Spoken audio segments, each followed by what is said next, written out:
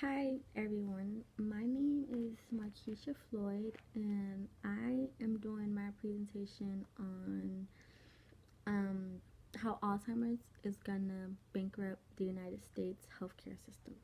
And I'm also gonna explain the difference between Alzheimer's and dementia because people think that Alzheimer's is like the major disease, not the major disease, but like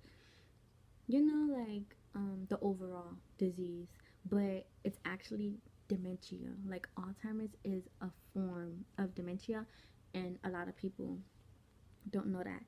And I selected my topic because I am a gerontology major.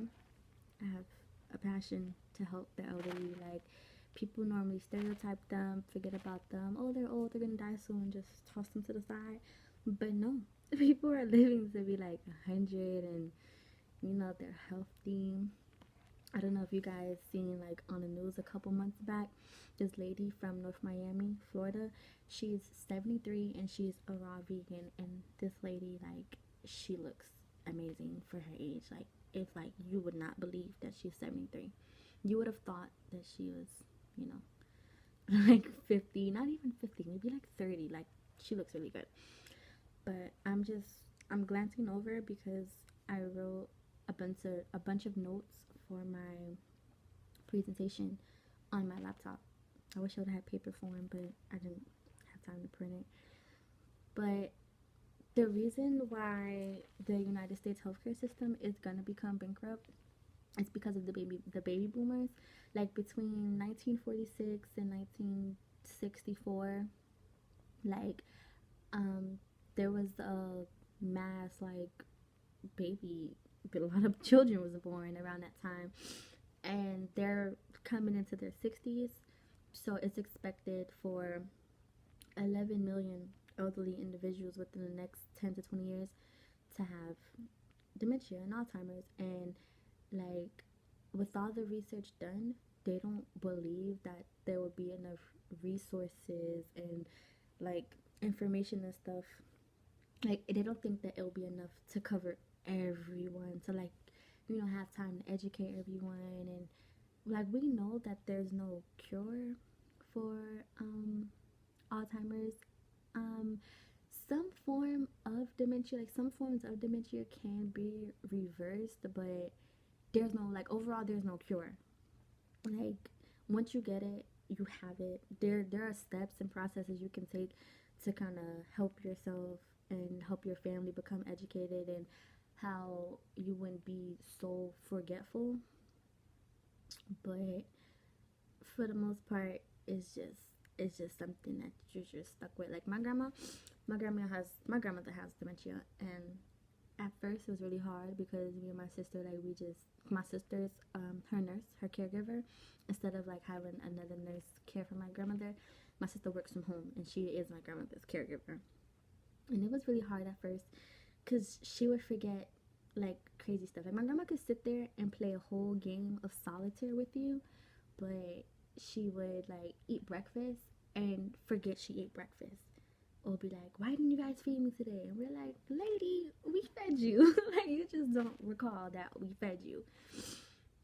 Or now she's doing this new thing because I have three sisters and I'm the youngest.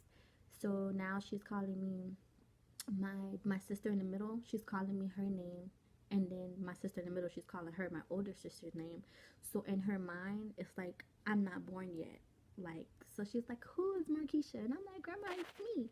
And she's like, "Who is you, Diamond?" I'm like, "No, Grandma, it's not Diamond. My name is Markeisha." Like, she thinks that I'm my other sister and I'm not here yet. But some days she'll be like, "Hey, baby. Hey, Markeisha. How you doing?" But a lot of times she thinks that I'm not here. So it is a progressive disease, but it's not its own disease. Like, and it's important that, like, this the symptoms and the signs of oncoming dementia isn't ignored. Like, like, it's so hard to explain. Like, it shouldn't be ignored because it's progressive. Like, it affects your brain.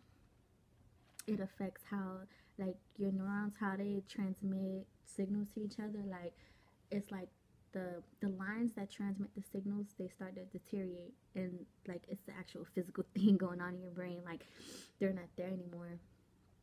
And there are some supplements, some medications that has been created to keep the neurons, like keep them in track, and to allow them to send memories, and like continue to allow the individuals that is diagnosed to have like a sense of their emotions, and to help their judgment and their movement. But it affects their language, it affects how they feel, it affects their judgment. Like um um it becomes a lot when the individual is having problems functioning and doing like everyday activities. Like they will walk into a room and forget why they're in there, but they're probably going in that room to get a jacket because it's snowing outside. You get what I'm saying? But then they'll forget. They'll become so forgetful so fast, and then next thing you know, they're outside in 40-degree weather with no type of jacket. And they could sense that it's cold, but it's like, I forgot my jacket, but they don't remember that they forgot their jacket. But they're aware of the temperature. They know it's cold, you know? Like they can sense like, but a lot of things fall off and a lot of things start not functioning properly. But one thing I learned that's always intact is their emotions. They know when they're overwhelmed and when they're sad. They know, um I wouldn't necessarily say they know when they need help, because outside of having dementia or Alzheimer's, as an elderly individual, they want to remain like self-efficient. Like they don't want to depend on anyone. They It's like they go through a denial phase, and then they start to come to terms with, you know, they're getting older, they're not gonna be living here forever, and then they'll begin to, you know, accept that they need help. Like, but they want to remain self-reliant. Like, and it's very unfortunate that women are more likely to become diagnosed with dementia or Alzheimer's more than the male, because women outlive the men. There are many proven facts, but the reason why they outlive men is because women tend to be the caregivers. A woman is more likely to go to a doctor or a specialist than a man. You know how men is like, I ain't going to the doctor, you know? But a woman, she'll go. They seek treatment, they seek help. They don't ignore, you know, signs of ignoring they need help. But women are primary the caregiver, and they live longer. So it's more likely that they'll receive dementia um, before a man, because they'll outlive the men. And Alzheimer's is more aggressive than dementia, although it's a form of dementia. It's more aggressive and it's more common. And it is fatal. People have died from having Alzheimer's. And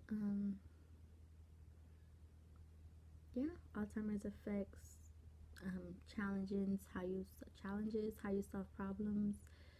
Um, they'll begin to have difficulty completing tasks that they've done a million times. Like they'll begin to have poor judgment. They'll begin to withdraw from their family events and family activities. They don't want to be around as much because they begin to feel useless and helpless. And it's like they know that they're forgetting, but they don't necessarily know that they're forgetting. Like, I watched this video of this couple named Bill and Kitty.